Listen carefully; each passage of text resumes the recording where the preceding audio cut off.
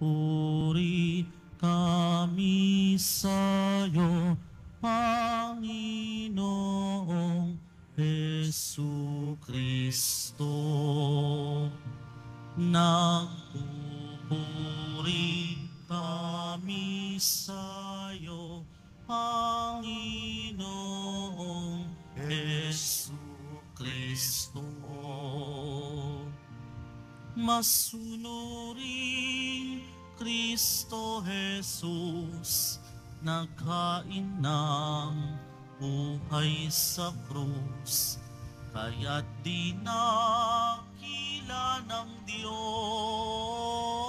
Diyos. Binigyan ng ngalang tampok sa langit at sansinukob. Nagpupuri kami sa'yo,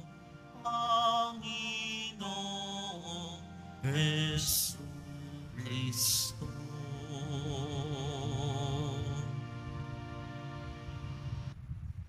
Ang papasakit ng ating Panginoong Kristo ayon kay San Marcos.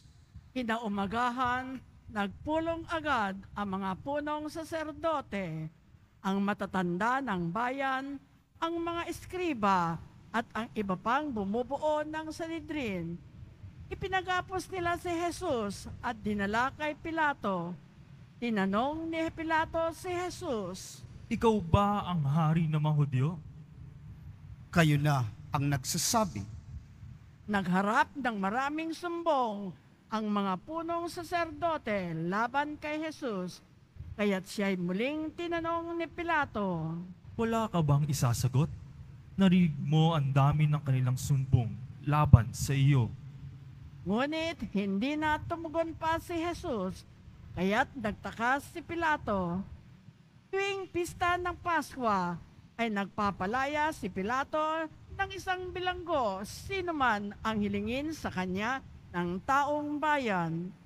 Nakabilanggo noon ang isang lalaking nagngangalang Barabas, kasama ng iba pang naghimagsik at nakamatay ng nagdaang himagsikan. Lumapit ang mga tao at hiniling kay Pilato na isagawa na ang kanyang kinaugaliang pagpapalaya ng isang bilanggo. Kaya't tinanong sila ni Pilato, Ibig ba ninyong palayain ko ang hari ng mga Hudyo? alam ni Pilato na inggit ang nag-udyok sa mga punong saserdote na dalhin sa kanya si Jesus.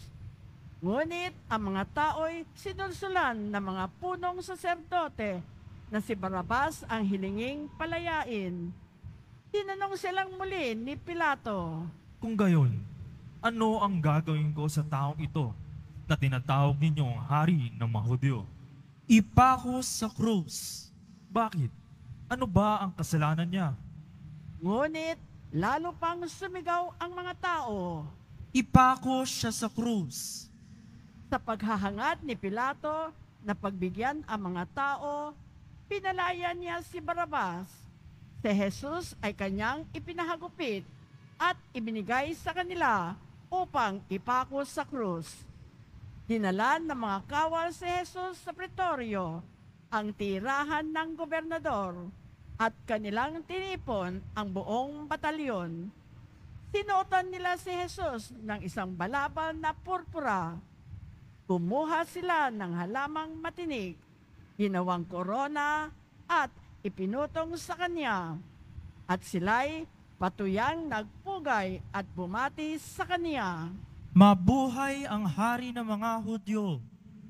Siya'y pinaghahampas nila ng tambo sa ulo, pinaglulurhan at palibak na niluhod-luhuran. At matapos kutyain, siya'y inalisan nila ng balabal, sinuotan ng sariling damit at inilabas upang ipako sa krus. Nasalubong nila ang isang lalaking galing sa bukid, si Simon na taga Cirene, ama ni na Alejandro at Rufo. Pilit nilang ipinapasan sa kanya ang krus ni Jesus, at kanilang dinala si Jesus sa lugar na kung tawagi Golgota. Ibig sabihin, puok ng bungo. Binigyan nila siya ng alak na may kahalong mira, ngunit hindi niya ininom. Ipinako siya sa krus at nagsapalaran sila upang malaman kung alin sa kanyang mga damit ang mapupunta sa bawat isa. Ikasyam ng umaga, nang ipako nila sa krus si Jesus. Sa itaas ng krus, isinulat ang sakdal laban sa kanya.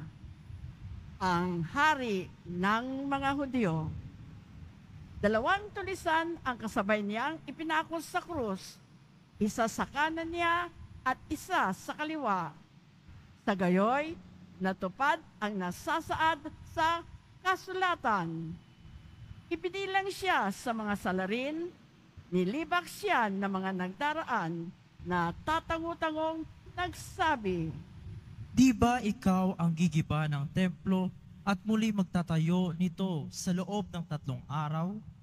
Iligtas mo ngayon ang iyong sarili. Bumaba ka sa krus. Inotya rin siya ng mga punong saserdote at ng mga eskriba at ang sabi sa isa't isa, Iniligtas niya ang iba, ngunit di maligtas ang sarili. Makita lang nating bumaba sa krus ang Mesiyas na iyan, na hari ng Israel. Maniniwala tayo sa Kanya. inalipusta din siya ng mga nakapakong kasama niya at nagdilim sa buong lupain mula sa tanghaling tapat hanggang sa 3 ng hapon. Nang mag-iikatlo ng hapon, si Jesus ay sumigaw, Eloi, Eloi, lima sabachthani. na ang ibig sabihin, Diyos ko, bakit mo ako pinabayaan? Narinig ito ng ilan sa mga nakatayo roon at kanilang sinabi, Pakinggan ninyo, tinatawag niya si Elias. may tumakbo at kumuha ng espongha. Ito'y binasan ng maasim na alak at pagkatapos ay inilagay sa dulo ng isang tambo at ipinasipsip kay Jesus. Sabi niya, Tingnan na natin kung darating si Elias upang ibaba siya. sumigaw ng malakas si Jesus at nalagutan ng hininga. Magsiluhod po ang lahat at manahimik sandali.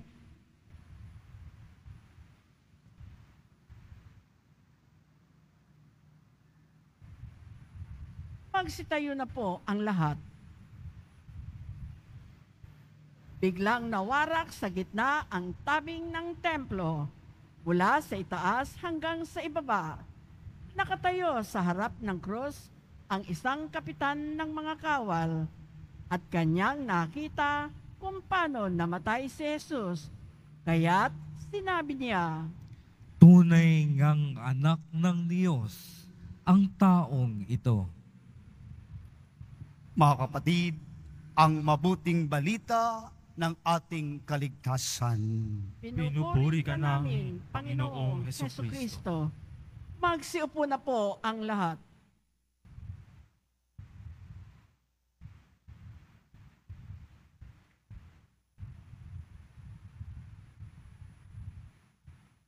Isang magandang hapon po sa ating lahat. Ngayon po nagkakatipon tayo, nagdiriwang po tayo ng linggo ng palaspas, ang simula ng mahal na araw o mga mahal na araw o ang Semana Santa. Ati pong papurihan si Jesus Nazareno na matagumpay na pumasok sa Jerusalem. Mga minamahal na kapatid, tapos na po ang 5 linggong paglalakbay natin sa panahon ng Kwaresma. Ang panahong ito ay dinala tayo sa ating paghahanda upang tayo maging matatag sa ating panampalatayang buhay, pag-ibig na buhay, at pag-asa na ating dinadala araw-araw. Kaya po ngayon sa araw na ito, sa linggong ito, atin na pong ipinagdiriwang ang linggo ng palaspas ng pagpapakasakit ng ating pong Hesus Nazareno. Pumasok na po tayo sa mga mahal na mga araw. Mahal, kung sa Ingles, expensive. Kung sa ating damdamin, iniibig tayo. Mahal na araw. Mga kapatid, sa ganoong kataga, dito natin makikita kung anong diwa at anong kahulugan ng ating pananampalataya sa Kanya. Mayroong pagmamahal, mayroong pag-ibig na ibinibigay sa atin ang ating Panginoon. Kaya po ngayon sa pagpasok natin sa mga mahal na araw, ano po ang ating dapat gawin? Ano ang dapat nating isabuhay? 3 bagay lang po sa pagdiriwang natin ngayon sa linggo ng palaspas.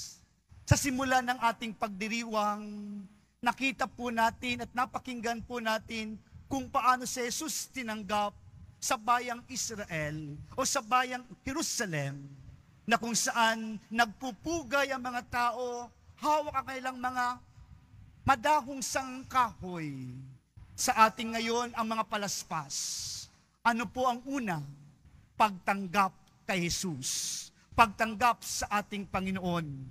Mauunawaan natin ang ginagawa natin ngayon kung totoong tinatanggap natin si Jesus.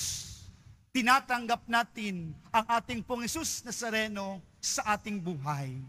Iyan ang una dapat nating gawin ngayon.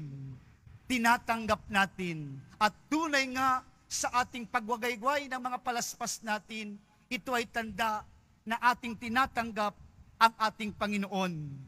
Ang pagtanggap na ito, ang ating pagwagayway ng palaspas na ito, ay tanda ng ating ding tagumpay. Kaya po ngayon, sa pagtatanggap natin sa ating Panginoon Hesus Nazareno, nagkakaroon tayo ng tagumpay. Kaya po, sa ating buhay araw-araw, ang palaspas na yan, na binasbasan kanina, uuwi po natin yan sa ating mga bahay. Iyan ay paalala, may tagumpay ang buhay. Si Jesus, ang Panginoon, ang Pong Hesus Nazareno, kasama natin, may tagumpay na naghihintay sa ating lahat.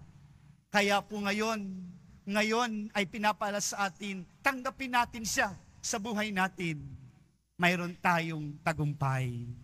Ang pangalawa po ay salungat sa pagtanggap. Sa pangalawang ebanghelyo natin ngayon, sa pasyon ni Jesus, narinig din po natin ang pagtataksil,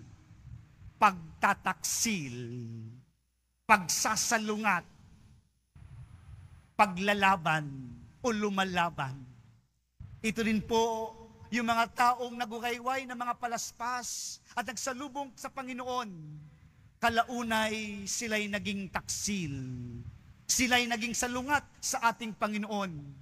Nung unay sinisigaw nila, "Hosana anak ni David! Hosana anak ni David!" Pagkilala, ang Mesiyas ay nandito na, ang tagapagligtas ay nandito na. Kalaunay, sa mga susunod na mga araw, higit sa lahat sa Biyernes Santo, ang isisigaw ng taong bayan, "Ipako sa krus! Ipako sa krus!" Pagtataksil, mga minamahal na kapatid, sa buhay natin, tinatanggap natin si Jesus. Tinatanggap natin ang Panginoon. Pero may pagkakataon na tayo ay nagiging taksil at salungat sa ating Panginoon.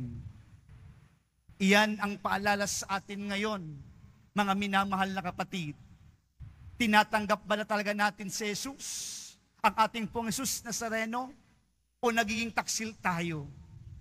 Kumbaga mga kapatid, oo, nandito ako ngayon, nagwawagayway ng palaspas, pero mamaya-maya at mga susunod na mga araw, nakalimot na sa Kanya. Nakalimot na sa ating Panginoon. Nakalimot na sa turo ng Panginoon. Ang pagiging taksil, mga kapatid, ay pagsasang-ayon. Tulad sa ating pasyon na narinig sa buhay ni Jesus, ang pagkainggit Nandun yung pagkainggit sa buhay kapangyarihan, parang aagawin sa kanila. Threat nila si Jesus. Parang aagawan sila sa kapangyarihan. Kaya ito ang kailang ginawa. Pinako si Jesus sa krus. Mga kapatid, pagtataksil. Sana hindi po tayo taksil sa Panginoon. Tinatanggap natin ng lubos ang ating tagapagligtas. At hindi po natin ito isasabuhay na walang kabuluhan at walang kahulugan. At kung yan ang ating gagawin, nandoon ang pagtataksil, pagsasalungat o tayo lumalaban sa Kanya. Kaya po, ang pangatlo na sa aking pagninilay ngayon, pagtanggap, pagtaksil, anong ginawa ni Jesus?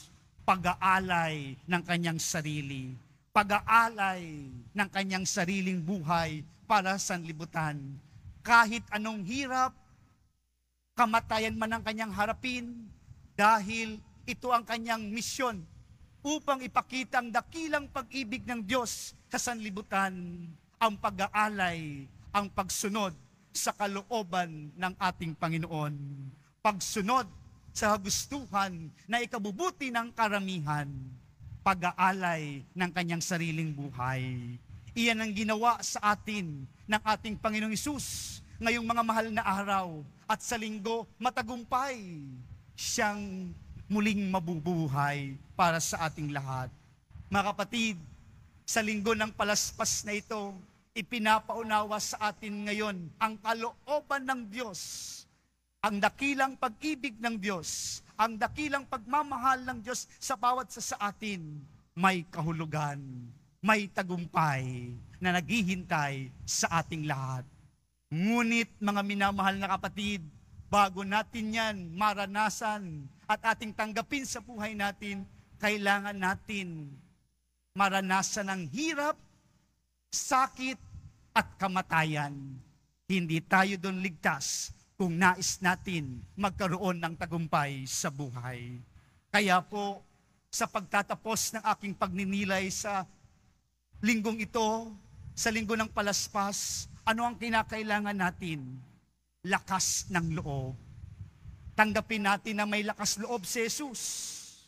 Kailangan natin ng tapang upang harapin ang hamon sa buhay, ang sakit ng buhay, anumang paghihirap sa buhay, lakas ng loob at tapang na mayroong kabutihang may dudulot para sa atin. At totoo ang sinasabi ni Jesus ngayon, pumasok siya sa Jerusalem na matagumpay. Pagsasabuhay, natanggapin, huwag tayong maging taksil at pag-aalay. May taglay ang lakas loob at tapang para sa Panginoon. Totoong may tagumpay na naghihintay sa ating lahat. Amen.